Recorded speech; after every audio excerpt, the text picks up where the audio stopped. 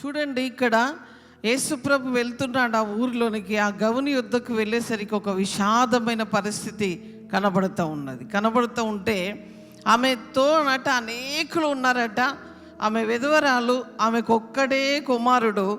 ఆ కుమారుడు చనిపోయాడని ఏడుస్తూ ఉన్నదట. యేసుప్రభు ఏం చేశాడు? ఆమెను చూసి కనికరపడ్డాడట. ఆమె చెప్పండి, ఈరోజు నిన్ను చూసి ప్రభు కనికరపడబోతున్నాడు. నీ పరిస్థితిని చూసి ప్రభు కనికరపడి ఉన్నాడు. నీ స్థితిని మార్చడానికి మృతమైపోయిన ప్రతి పరిస్థితిని కూడా ఆయనే సజీవముగా మార్చి నీకు ఇవ్వబోతున్నాడు. ఆ యొక్క విధవరాలు ఆ పాడెను ముట్టి లెమ్మని ఆ చిన్నవాడితో చెప్పగా వాడు లేచి మాట్లాడసాగాడట. ఏ పరిస్థితి నీకు ఇబ్బందికరముగా ఉన్నదో, ఏది ఇక నేను చెయ్యలేను, ఏంటి పరిస్థితి అనుకుంటున్నావో, ఈరోజు ప్రభు అంటున్నాడు, ఏడవవద్దు. ఏడుస్తున్నారా? ఏదైనా పరిస్థితిలో దుఃఖిస్తున్నారా? అయ్యో ఇది ఇంకా జరగట్లేదు ఏంటి అనుకుంటున్నారా? ప్రభు మాట్లాడుతున్నాడు, ఏడవవద్దు. మిమ్మల్ని చూసి ఆయన కనికరపడుతున్నాడు. ఆయన కనికరముతో ఏం చేస్తాడంటే, ఉట్టి మాటలు చెప్పి ఆయన వెళ్ళిపోడు, కానీ నీ కన్నీరును తుడిచి నీవు సాధించలేంది, నీ జీవితంలో జరగంది, ఇప్పటి వరకు నీ జీవితంలో ఏం సాధించలేక ఉన్నావో, ఏ పరిస్థితుల్లో నువ్వు విజయం పొందకుండా ఉన్నావో, ఆ పరిస్థితి అంటున్నాడు ప్రభు, ఇదిగో అప్పగిస్తున్నాను, నీకు విజయమును ఇస్తున్నాను, నీకు ఆనందమును ఇస్తున్నాను, నీకు సంతోషమును ఇస్తున్నాను.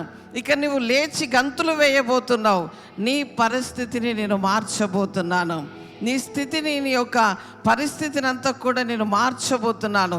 ఇదొక ప్రవచనముగా మీరు తీసుకోండి. యేసు ప్రభు ఈ సంవత్సరము మన కన్నీరును తుడవబోతున్నాడు. ఆల్రెడీ ఆయన కార్యములు మొదలుపెట్టి ఉన్నాడండి. ఆయనను మించినది నీ మీద ఏది కూడా లేదు. ఆయనను దాటుకొని నీ దగ్గరికి రావడానికి ఏ దానికి కూడా శక్తి లేదు అని నేను ప్రకటిస్తున్నాను. ఎందుకంటే ఆయన అన్ని నామముల కంటే పైనామము కలిగిన దేవుణ్ణి మనం ఆరాధిస్తున్నాం. ఏ నామములో నువ్వు శోధింపబడుతున్నావో, ఏ నామములో నువ్వు ఇబ్బంది పడుతున్నావో, ఏ నామము నిన్ను బెదిరిస్తూ ఉన్నదో, ఏ నామము నిన్ను నాశనము చేయాలనుకుంటున్నదో, ఏ మనుషులు నీ ఎదుట ఉన్నారో, కానీ ఒక్క త్రోవలో ఉన్నవారు 7 త్రోవల నుంచి పారిపోనట్లుగా నా ప్రభు ఆజ్ఞ ఇచ్చి ఉన్నాడు.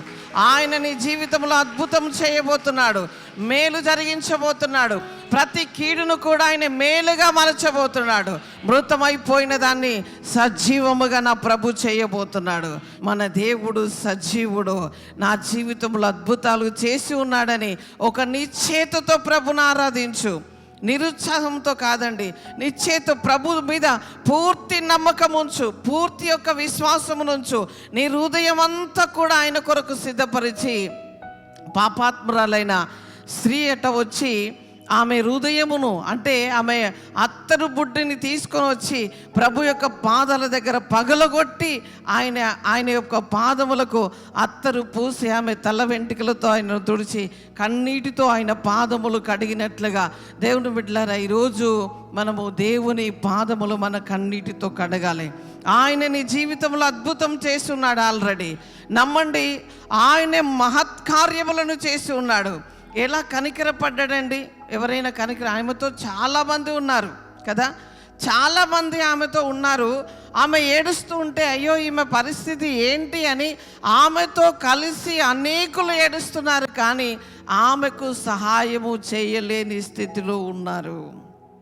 కానీ యేసు ప్రభు వచ్చిన వెంటనే, ఆయన కనికరము ఆమె మీదికి వెళ్ళిన వెంటనే అనుకున్నాడు, ఈ మృతాన్ని నేను సజీవముగా మారుస్తాను, ఈ అనారోగ్యాన్ని ఆరోగ్యంగా మారుస్తాను, ఈ జీవితము అనేకులకు వెలిగించబడినట్లుగా, ప్రయోజనకరముగా, దీవెనకరముగా, ఆశీర్వాదకరముగా, మేలుకరముగా నేను మలుస్తాను అని ప్రభు నిర్ణయం తీసుకున్నాడు. ఆ క్షణములో అద్భుతము జరిగిపోయింది. ఆ క్షణములో అద్భుతం జరిగిపోయింది. ఆయన ప్రతి ఉదయము సాయంత్రం నీ పైన జాలి పడతాడు.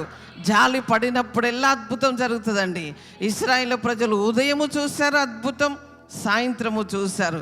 అన్ని విషయంలో కూడా ప్రతి ఉదయం ప్రతి సాయంత్రము ప్రభు మహిమను మనము చూడబోతున్నాం. ప్రభు యొక్క శక్తిని మనం అనుభవించబోతున్నాం. జస్ట్ నువ్వు మోకరించితే చాలు అద్భుతం జరిగిపోతుంది. జస్ట్ నువ్వు అలా తిరుక్కుంటూ అడుగుతే చాలు, జస్ట్ నువ్వు ప్రభు అని పిలిస్తే చాలు అద్భుతం జరిగిపోతుందండి. అద్భుతము జరిగిపోతుంది. అంత మహిమతో ప్రభు కదలబోతున్నాడు.